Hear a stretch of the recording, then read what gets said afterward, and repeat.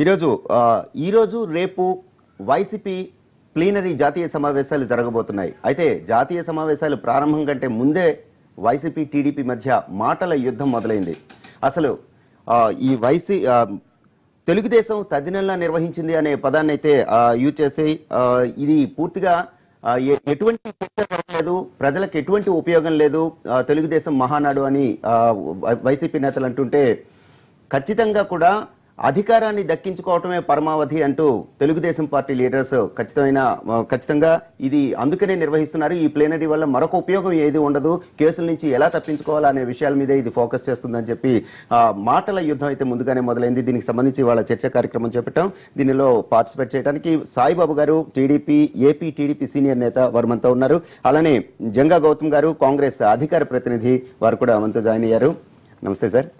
ముఖ్యంగా చూసుకుంటే ప్లీనరీ జాతీయ సమావేశాలంటే పలానా విషయాల మీద ఇష్యూస్ ఉంటాయి, పలానా విషయాల మీద చర్చిస్తాం, దీని మీద మేము తీర్మానాలు చేస్తామని వస్తుంది. కానీ దానికంటే ముందే కూడా ఇలాంటి మాటల యుద్ధం అసలు ఎటు దారి తీస్తుందంటారు?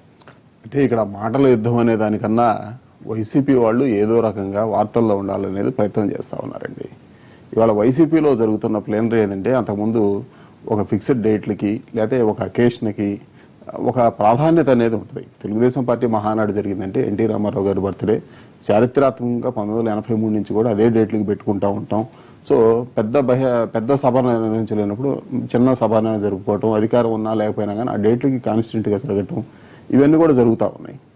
ఇవాళ వైసీపీలో ఒక డేటు కొన్ని రోజులు ఇడుపులపాయలో పెట్టుకున్నారు, ఎక్కడ పెట్టుకున్నా కానీ తప్పేం లేదు. కానీ ఆ డేట్ అనేది ఎందుకు మార్చుకుంటున్నారు, లేకపోతే సిద్ధాంతాలు ఏంటని చెప్పుకోలేకపోతున్నారు.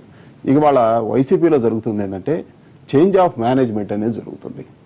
కొత్తగా బయట నుంచి కార్పొరేట్ కన్సల్టెంట్ని లేకపోతే సేవాభావం లేని వాళ్ళని తీసుకొని వచ్చి ఏ విధంగా ఈ రాబోయే ఎన్నికలను ఎదుర్కొన్నాము, లేకపోతే పార్టీని ఇప్పుడు పార్టీని నిర్మించుకోవాలంటే సేవాభావం ఉండాలా, పలానా పనులు మనం చేశాము, లేదా పలానా దానికోసం మనం పోరాడుతున్నాము, దీని మీదే మనం ఎలక్షన్కి పోదాం అనుకుని పొలిటికల్ యాంగిల్ ఉన్నోళ్ళు చేస్తారు. కానీ ఒక కార్పొరేట్ కన్సల్టెంట్ని లేకపోతే వేరే విధంగా అంతా కూడా మారిపోయింది.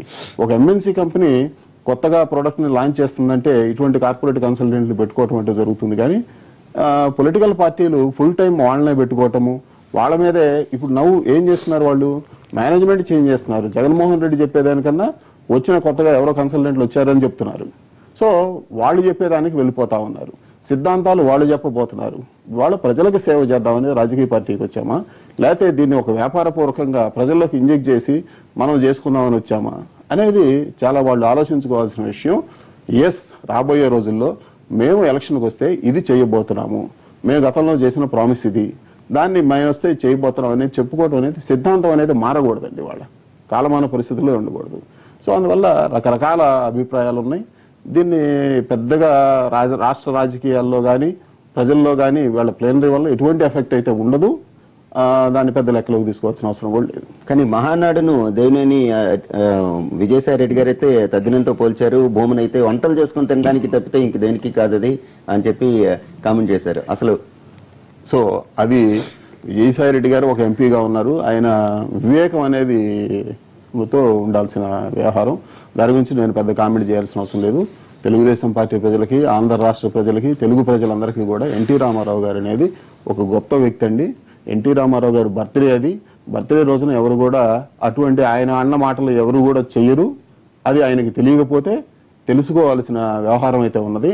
అది ఎవరు నిర్ణయించుకుంటున్నాం, ఎవరు ఏది అనేది తీసుకోవాలి. తెలుగుదేశం పార్టీ మహానాడు అనేది మాకు తెలిసినంత వరకు నేను గత 20-30 సంవత్సరాలుగా అటెండ్ అవుతానే ఉన్నాను. చర్చలు జరుగుతూ ఉంటాయి, విధానాలు వస్తుంటాయి, అనేక విషయాలు మాట్లాడుతూనే ఉంటారు. అదొక పార్టీ యొక్క దిశ నిర్ణయించడానికి జరిగే కార్యక్రమం. కానీ వాళ్ళు బర్త్డే పుట్టినరోజుకి ఏ కార్యక్రమం జరుపుతారు, చనిపోయిన రోజుకి ఏ కార్యక్రమం జరుపుతారు వాడు తెలియని వాళ్ళు చేసిన కామెంట్ గురించి నేను కామెంట్ అయితే చేయదలుచుకోలేదు. రైట్. మనతో మన చర్చా గెస్ట్ లో జాయిన్ అయ్యారు మల్లాది విష్ణు, వైసీపీ నేత, విజయవాడ నుంచి లైవ్ లో ఉన్నారు. వైసీపీలో మల్లాది విష్ణు విజయవాడ నుంచి ఉన్నారండి. నమస్తే అండి. నమస్కారం సార్. సార్, చూస్తుంటే ఈ రోజు రేపు వైసీపీ ప్లేనరీ సమావేశాలు నిర్వహించుకోవడానికి ఏర్పాట్లు జరుగుతున్నాయి, భారీ ఎత్తున ఏర్పాట్లు ఉన్నాయి. అయితే అంతకంటే ముందే మాటల యుద్ధం జరుగుతోంది. ఎందుకు ఈ పరిస్థితి వచ్చింది? అసలు ఆ మాటల తీవ్రత కూడా చాలా ఎక్కువగా ఉంటుంది. అవును. కట్ అయిపోయింది చెప్పండి సార్, వాయిస్ కట్ అవుతుంది సార్. ఈ రోజు రేపు వైసీపీ ప్లేనరీ సమావేశాలు భారీ ఎత్తున ఏర్పాట్లు చేసుకున్నారు. అయితే ఈ విజయసాయి రెడ్డి గారు అలానే భూమన్ గారు కేవలం వంటలు చేసుకోవడానికి అదొక తదినల్లా నిర్వహిస్తున్నారని చెప్పి కామెంట్ చేశారు. అలానే దానికి ధీటుగా కౌంటర్ ఇచ్చారు దేవినేని అలానే వర్ల రామయ్య గారు. అవినీతి కేసుల్లోంచి బయటపడడానికి అలానే అధికారం చేపట్టడానికి మాత్రమే ఈ ప్లేనరీ సమావేశాలు కానీ ఎటువంటి లాభం ఉండదు, ప్రజలకు ఎటువంటి ఉపయోగం లేదు దీనివల్ల అని చెప్పి కౌంటర్లు ఇస్తున్నారు. ఎందుకు ఈ మాటల యుద్ధం? సార్, ఇప్పుడు ఈ వైఎస్ఆర్ కాంగ్రెస్ పార్టీకి సంబంధించి 2 రోజుల పాటు జాతీయ ప్లీనరీ సమావేశాలు ఈ రోజు రేపు కూడా జరుగుతూ ఉన్నాయి. ఇలాంటి సందర్భంలో ప్రజలకు సంబంధించినటువంటి 18 తీర్మానాలు, అంటే ఆంధ్ర రాష్ట్రానికి సంబంధించి 16, తెలంగాణ ప్రాంతానికి సంబంధించి 2, 18 తీర్మానాలని చర్చించి ఒక కార్యాచరణ ప్రణాళికని ఆంధ్ర రాష్ట్ర ప్రజల పక్షాన ఆ పార్టీ ఏ విధంగా నిలబడాలి, ఏ విధంగా పోరాటాలు చేయాలి అని చెప్పి ఒక దిశ నిర్దేశించుకునేటటువంటి కార్యక్రమాన్ని రూపొందించుకుంటున్నారు.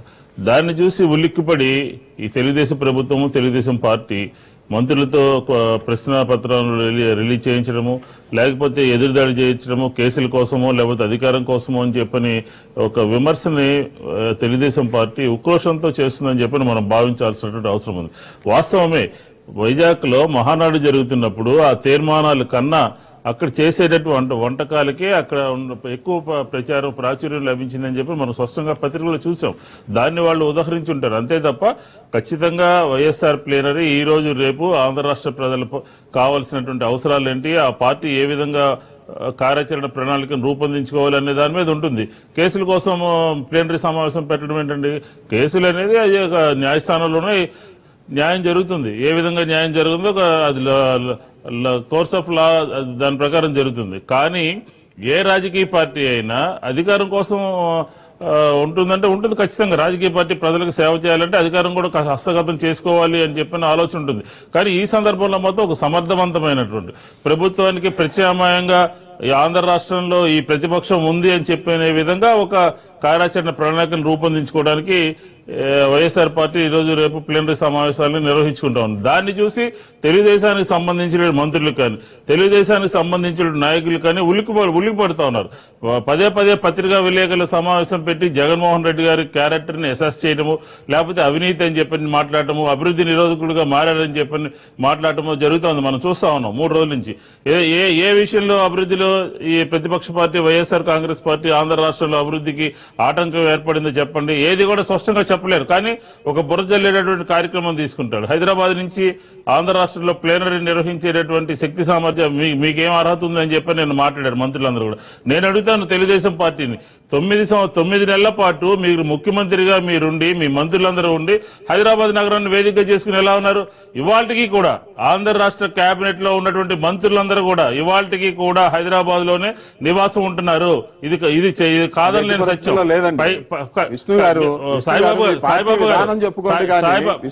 సాయిబాబా గారు నేను మాట్లాడేదండి. నేను ఈరోజు చెప్తున్నాను మీకు, నేను చెప్తున్నానండి. సాయిబాబా గారు నేను ఆన్ రికార్డు పంపిస్తాను, మీకు ఆన్ రికార్డు పంపిస్తాను. ఎవరెవరి పార్టీ విధానం చెప్పుకోండి. కానీ మీరు నేను మాట్లాడిన తర్వాత మీరు మాట్లాడుతున్నారు, నేను మాట్లాడిన తర్వాత మీరు మాట్లాడుతున్నారు. కానీ చాలా కాదు ఏ మంత్రులు ఏ హౌస్ లో ఉన్నారో అడ్రస్లతో సహా మీకు పంపిస్తాను ఇవాళ సాయంత్రం లోపు. దాన్ని ఒప్పుకుంటారా లేదా? సరే, అది పక్కన పెట్టండి. వారి అవసరార్థం వారి కన్వీనియన్స్ ప్రకారం హైదరాబాద్ లో ఉంటున్నారు. ప్లేనరీ ఆంధ్ర రాష్ట్రంలో జరిగేటటువంటి నైతిక హక్కు లేదంటారు ఏంటంటే?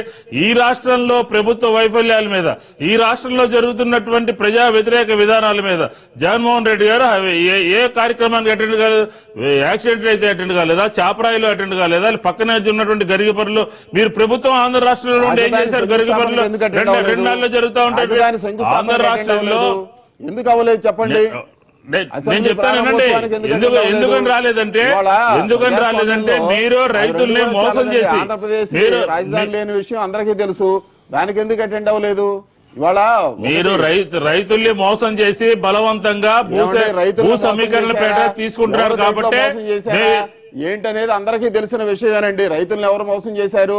వ్యాన్ పిక్ జరిగినప్పుడు ఎవరు మోసం చేశారు, లేపాక్షి జరిగినప్పుడు ఎవరు మోసం చేశారు, కడపలో బ్రహ్మణి స్టీల్స్ ఇచ్చినప్పుడు ఎవరు మోసం చేశారు, వేల లక్షల ఎకరాలు ఎవరు మోసం చేశారు, అసైన్డ్ భూముల విషయంలో ఎవరు మోసం చేశారు, ఇవన్నీ కాదండి. మీ పార్టీ విధానం చెప్పుకోదలుచుకుంటే చెప్పుకోండి, కానీ ఊరకు అవతలండి అంటే మాత్రం కరెక్ట్ కాదు విష్ణు గారు.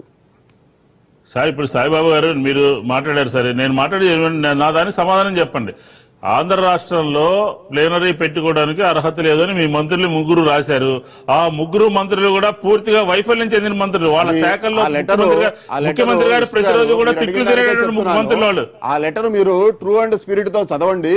ఏ విధంగా అర్హత లేదని చెప్పారు. ఆంధ్రప్రదేశ్ లో జరిగిన గతంలో జరిగిన నష్టాలకి కష్టాలకి ఏ విధంగా వైసీపీ గాని జగన్మోహన్ రెడ్డి గాని బాధ్యత ఏ విధంగా ఇదైంది, ఆ కారణాల వల్ల అర్హత లేదన్నారు. కానీ పొలిటికల్ యాక్టివిటీస్ కి ఎక్కడ అని అనలేదు. మీరు లెటర్ మొత్తం కూడా టూ స్పిరిట్ తో చదవండి. వీళ్ళు అదే మాట్లాడారు అనేది కూడా మనం చూసుకోవాలి. ఇప్పుడు మీరు రాబోయే ముందే నేను ఎన్టీవీ వాళ్ళని అడిగాను, ఎప్పుడు చేరారు విష్ణు గారు, వైసీపీలో చేరారా, ఏంది ఇద్దరు కాంగ్రెస్ వాళ్ళు ఉన్నారని నేను అనుకున్నాను. ఇంకా అఫీషియల్ డిక్లరేషన్ జరగకుండానే మీరు వైసీపీ అనే మాట్లాడుతున్నారు. ఇక్కడ గౌతమ్ గారు ఉన్నారు, అదే స్థానంలో కూర్చొని 4 రోజుల క్రితం మీరేం మాట్లాడారు కూడా అందరం విన్నాం.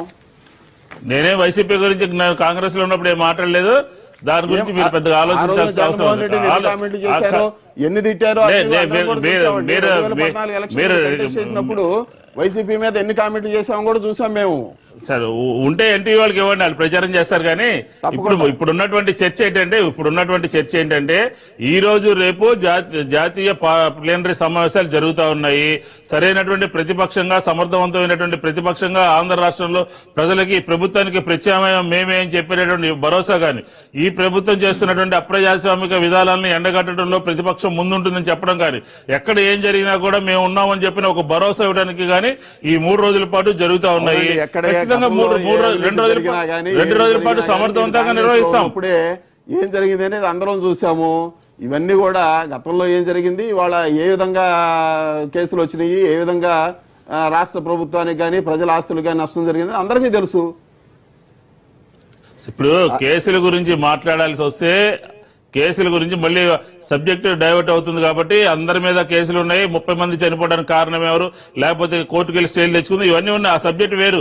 ఈ రోజు ఒక పొలిటికల్ పార్టీగా ఒక ప్రధాన ప్రతిపక్షంగా ఆంధ్ర రాష్ట్రంలో 2 రోజుల పాటు ప్లేనరీ సమావేశాలు జరుగుతూ ఉన్నాము. అందులో ఉన్నటువంటి తీర్మానాల్లో ప్రజల పక్షాన తీర్మానం లేకపోతే సాయిబాబా గారు చెప్తే అది కూడా యాడ్ చేస్తాము. కాబట్టి అంటే ప్రజలకి సంబంధించినటువంటి అవసరాలు, ప్రజలకు సంబంధించినటువంటి బాగోగులు చూడటంలో ఈ పార్టీ ముందుందని చెప్పని ముందు అని చెప్పని గతంలో మేము ప్రజలకు చేసిన అన్యాయానికి ప్రజలకు చేసిన ద్రోహానికి మేము క్షమాపణ జరుపుతున్నాము అనేది ఫస్ట్ తీర్మానం చేసుకోవాలి. మీరు తర్వాత ఎందుకు చెప్పుకోవాలి ఎన్నికల మేనిఫెస్టోలో నేను చెప్తానండి. ఎన్నికల మేనిఫెస్టోలో రైతులకి కాదు, ఎన్నికల మేనిఫెస్టోలో రైతులకి బేషరతుగా పూర్తిగా రుణాలు మాఫీ చేస్తామని చెప్పని ఎగ్గొట్టినందుకు పెట్టుకోవాలా? డ్రాక్వా మహిళలకి కాదు, డ్రాక్వా మహిళలకి కాదండి, రైతులకు భవిష్యత్తు రుణమాఫీలు చెయ్యము, రైతుని అదే విధంగా అణగదొక్కుతాము అనేది మీరు తీర్మానం చేయండి. We welcome it. నేను మాట్లాడిన తర్వాత మీరు ఆన్సర్ చేద్దాం సార్. నేను మాట్లాడిన తర్వాత 2 లక్షల రూపాయల వరకు రుణమాఫీ చేస్తామని కాంగ్రెస్ మేనిఫెస్టోలో పెట్టారు. 2014 ఎలక్షన్ లో మీరు కంటెస్ట్ చేసినప్పుడు కూడా అదే చెప్పారు. ఇవాళ చెప్పమనండి వైసీపీని, మేము రైతు రుణమాఫీ చేస్తాము లేకపోతే రైతులందరికీ మేలు చేస్తామని చెప్పమనండి. ఎక్కడ పోయిద్దండి? వాళ్ళు నేను ఇస్తాను లిస్టు, ఎవరెవరు వైసీపీ వాళ్ళకి లేకపోతే ప్రజలందరికీ వచ్చింది అది. ఇవన్నీ మీ పార్టీ విధానం చెప్పుకోవడానికి, పార్టీ ప్లేనరీ చెప్పుకోవడానికి ఎవరికి కూడా అభ్యంతరం ఉండదండి. ఊరకేంటంటే అసలు బర్త్డే రోజున, పుట్టినరోజున ఏ కార్యక్రమం చేస్తారు, చనిపోయిన రోజున ఏ కార్యక్రమం చేస్తారు అనకుండా మా ఎన్టీ రామారావు అంటే మహా వ్యక్తి పుట్టినరోజున జరుపుకునే కార్యక్రమాన్ని మీరు మీ ఎంపీ గారు 2వ తగ్గినం అనేది మాట్లాడటం అనేది చాలా తప్పండి. అది ఆ కార్యక్రమాలు దేనికి చేస్తారు నాకు తెలుసు. అది జయంతికి వర్ధంతికి ఉన్న తేడా గురించి మాట్లాడారు కానీ జయంతి వర్ధంతి గురించి ఉన్న తేడా చెప్పారు. అది ఆంధ్ర రాష్ట్ర ప్రజలందరికీ కూడా తెలుసు. ఆ తేడా గురించి మాట్లాడిన దాని గురించి అంత పెద్ద వివాదం కాదు. ఈ రోజు రాజకీయ పార్టీలుగా మనం ప్రజలకి అటువంటి కార్యక్రమం చేస్తారా? ఎవరైనా అది ఉందండి? కాదు, ఎవరైనా తెలిసిన వాళ్ళు మాట్లాడే కార్యక్రమేనా విష్ణు గారు? చాలా నేను ఫస్ట్ చెప్పాను, ప్లేనరీ వాళ్ళ కార్యక్రమాలు రాజకీయ కార్యక్రమాలకి ఎవరికి అభ్యంతరం ఏం లేదు. కానీ మాట్లాడబోయే ముందు అవతల కార్యక్రమాన్ని వివాదాస్పదం చేసే ఉద్దేశంతోనే వెళ్ళటం అనేది చాలా తప్పు కార్యక్రమం. పార్టీ విధానం చెప్పుకోండి, పార్టీ రాబోయే రోజులు ఇది చేయబోతుందని చెప్పుకోండి. నన్ను సజెషన్ అడిగారు, చెబుతున్నాను గ్యారంటీగా. గతంలో మేము రైతులకు రుణమాఫీ చేసే ఉద్దేశం లేదని చెప్పాము, ప్రకటించాము 2014లో వైసీపీ పార్టీ తరఫున. 2019లో కూడా చెయ్యము అని చెప్పి మళ్ళీ ఇప్పుడే తీర్మానం చేసుకోండి, మంచిదని. మీకు రైతు వ్యతిరేకిగా మీరున్నారు. అయితే ఒక్క నిమిషం సాయిబాబా గారు, అయితే మీరేం చేయాలంటే కాణిపాకం వినాయకుడి దగ్గరికి వేసి చంపలేసుకోవాలి మీ ప్రభుత్వం గానీ, మీ ముఖ్యమంత్రి గానీ, మీ మంత్రులు గానీ. ఎందుకంటే ఎన్నికల మేనిఫెస్టోలో మేము పూర్తిగా బేషరతుగా మొత్తం రుణమాఫీ చేస్తామని చెప్పని ఇప్పుడు ఏం చేశారో తెలుసు. ఇప్పుడు ఏం చేశారో తెలుసు. మీ ఎన్నికల మేనిఫెస్టోలో ఎన్ని హామీలు ఇచ్చారు, మీ ఎన్నికల మేనిఫెస్టోలో ఎన్ని హామీలు ఇచ్చారు, మీ ఎన్నికల మేనిఫెస్టోలో ఏమేం చేశారు, ఇప్పటి వరకు ఏం అమలు చేశారు, అలా డాక్వా రుణాలు ఏం చేశారు. 9 సంవత్సరాలు లోన్ కట్టకుండా ఇవాళ రుణమాఫీ నాకు కాలేదని వస్తున్నాడు. ఎందుకు? ఆయన కోట్ల ఆస్తులు ఉన్నాయి. ఆయన ఎలక్షన్ అఫిడవిట్ చూడండి ఏమని ఇచ్చాడు. ఆయన ఎలక్షన్ అఫిడవిట్ లో ఏమని అగ్రికల్చర్ లోన్ డిక్లేర్ చేశాడా, చేయలేదు. రైతుల గురించి మాట్లాడండి, వ్యక్తుల గురించి కాదు. రైతుల గురించి మాట్లాడండి, వ్యక్తుల గురించి కాదు. నేను ఒకటే అడుగుతా ఉన్నాను. మీరు కూడా చెప్తాను, మీ ఎన్నికల మేనిఫెస్టో పెట్టి మీ ఎన్నికల చూడండి. 1,00,000 రుణమాఫీ 14,000 వచ్చాడు. ఎప్పుడు తీసుకున్నాడు ఆ రుణం?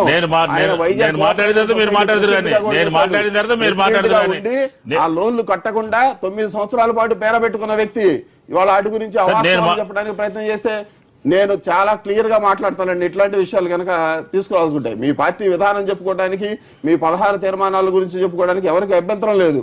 కానీ అవతల వాళ్ళ మీద నిందేసి ఇది వస్తా ఉంది మాత్రం కరెక్ట్ కాదు విష్ణు గారు. రైట్, పొలిటికల్ పార్టీ ఉన్నారండి కాంగ్రెస్ అధికార ప్రతినిధి గౌతమ్ గారు. అసలు ప్లీనరీ సమావేశాలు జరుగుతున్నాయంటే గనక ఎటువంటి తీర్మానాలు చేసుకుంటాం, ఏం చేసుకుంటాం అనేది. కానీ దానికంటే ముందు ఇలాంటి మాటల యుద్ధం ఎంతవరకు శ్రేయస్కరం ఉంటారు? అసలు ఒకటి, ఏ రాజకీయ పార్టీ అయినా ఆ రాజకీయ పార్టీ ప్లీనరీలు జరుపుకుంటారు. వాళ్ళు ఏం పాలసీలు చేస్తారు, దాని మీద ఎలా డిస్కస్ చేయాలి, వాళ్ళు చేసినవి సిద్ధాంతాలు, విధానాలు ఏమిటనేది ప్రధానంగా చర్చించాలి మనం. సో తెలుగుదేశం వారు ప్లేనరీ మీద ముందే మంత్రులు ఎగబడి ఉత్తరాలు రాసేసి కామెంట్ చేసేటంత పరిస్థితి అయితే రాజకీయంగా నాకేమి కనిపించట్లా. నేను కొంచెం రాజకీయ సిద్ధాంతపరమైన విషయాన్నే మాట్లాడదలుచుకున్నాను. వైసీపీ అనేది తెలుగుదేశంతో స్నేహం చేయడానికి వచ్చేసింది. ఇప్పుడు ఇది నా స్టేట్మెంట్ కాదు, ఇది పాలసీ స్టేట్మెంట్, వ్యక్తిగతంగా కాదు. వైసీపీ అనేది ఎప్పుడైతే భారతీయ జనతా పార్టీకి, ఎన్డీఏకి మా సంపూర్ణ మద్దతు ఇస్తున్నాము రాష్ట్రపతి ఎన్నికల్లో అని చెప్పారో, ఎన్డీఏలో భాగస్వామైన తెలుగుదేశం, ఆ తెలుగుదేశం కూడా బలపరిచినటువంటి ఒక రాష్ట్రపతి అభ్యర్థిని వైసీపీ సిద్ధాంతపరంగా, విధానాల పరంగా బలపరుస్తున్నప్పుడు తెలుగుదేశానికి ఏం బాధ? తెలుగుదేశాన్ని అభ్యర్థిని బలపరుస్తున్నప్పుడు. కనుక సిద్ధాంతపరంగా ప్రత్యామ్నాయము లేదా ప్రతిపక్షం అనేటువంటి సిద్ధాంత విధానాలని వైసీపీ జార విడుచుకుంటుందనేది ఒక బలమైన చర్చ ఇవాళ జరగాల్సినటువంటి చర్చ ఉంది. కనుక తెలుగుదేశం పార్టీ వారు ముందే అంత దాడి చేయాల్సిన అవసరం లేదు. వారు మీ మిత్రులుగానే ప్రత్యక్షంగా మీరు ఎన్డీఏలో భాగస్వామి, పరోక్షంగా వారు బయట భాగస్వామి, అంతే తేడా. కనుక ఆంధ్ర రాష్ట్రంలో ఈవేళ అసెంబ్లీలో వారు ప్రతిపక్ష పార్టీ ఉండొచ్చు వైసీపీ వారు, లేదా బలగం ఉండొచ్చు, మీడియా ఉండొచ్చు, డబ్బు ఉండొచ్చు, కన్సల్టెంట్లు పెట్టుకోవచ్చు, ఏమైనా పెట్టుకోవచ్చు. కానీ ఆంధ్ర రాష్ట్ర ప్రజల సమస్యల మీద పోరాడేటువంటి విధానాన్ని కలిగి ఉందా లేదా, నిజమైన ప్రతిపక్ష పాత్రని పోషించడానికి అవకాశం ఉందా లేదా. ఉదాహరణకి కేంద్ర ప్రభుత్వం ఆంధ్రప్రదేశ్ రాష్ట్రానికి తీవ్రమైనటువంటి అన్యాయం చేసిందని ప్రజలు భావిస్తున్నారు. దాని మీద వైసీపీ ఏ విధంగా పోరాడుతుంది? ఈవేళ మోడీ గారితో పోరాడే ధైర్యం జగన్మోహన్ రెడ్డి గారికి ఈవేళ ఉందా? నిన్నటి ఉండే ఈవేళ ఉందా? లేదని మేము అనుకుంటున్నాం, ప్రజలు అనుకుంటున్నారు. రేపు ఈవేళ రాష్ట్ర ప్రభుత్వం మీద పోరాడే ధైర్యం, విధానాలు ఉంటాయా? ఎందుకంటే ఈవేళ మీరు మద్దతు ఇచ్చిన తర్వాత, పరోక్షంగా ఎన్డీఏకి, బీజేపీకి సహకరిస్తున్న తర్వాత మీరు చంద్రబాబు నాయుడు గారి మీద మాత్రం ఎన్ని తీర్మానాలు చేసి ఎంత మీడియా ప్రచారం చేసుకుంటే ప్రజలు విశ్వసిస్తారా? కనుక సిద్ధాంతాల పరంగా, విధానాల పరంగా ఖచ్చితంగా వైసీపీ తన యొక్క పునాదిని, తన యొక్క మూల సిద్ధాంతాలని కోల్పోయి ఒక రాజకీయంగా శూన్యంలోకి ప్రవేశిస్తుంది అనేది, అది ఎంత పెద్ద అధికార పార్టీ మేము వచ్చేస్తామని వారు చెప్పుకోవచ్చు. కానీ ప్రజల నుంచి కోణం నుంచి చూస్తే ఈ రాష్ట్రానికి ప్రతిపక్షం వల్ల ఈ మేలు జరుగుతుంది. ఉదాహరణకి నేను చెప్తున్నా, ప్రత్యేక హోదా రాజీ లేకుండా పోరాడాలి. ఈవేళ గుంటూరు సభకు వచ్చి 8 రాజకీయ పార్టీలు, జాతీయ పార్టీలు హామీ ఇచ్చేళ్ళాయి, మేము అధికారంలోకి వస్తే ఇస్తామని. ఇవాళ జగన్మోహన్ రెడ్డి గారు దాని హోదా మీద మోడీ గారితో పోట్లాడగలరా? పోట్లాడలేరు.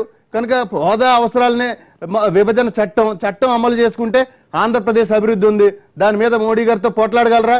పోట్లాడలేరు. కనుక చంద్రబాబు నాయుడు గారు, జగన్మోహన్ రెడ్డి గారు ఒకళ్ళు లోపల ఒకళ్ళు బయట, మోడీ గారికి పక్కన మధ్యలో ఏదో అటు బాబు ఇటు జగన్, మధ్యలో వెంకయ్య, ముందు మోడీ వెనకాల అమిత్ షా అన్నట్టు రాజకీయ చిత్రపటం ఆంధ్రప్రదేశ్ లో మారింది.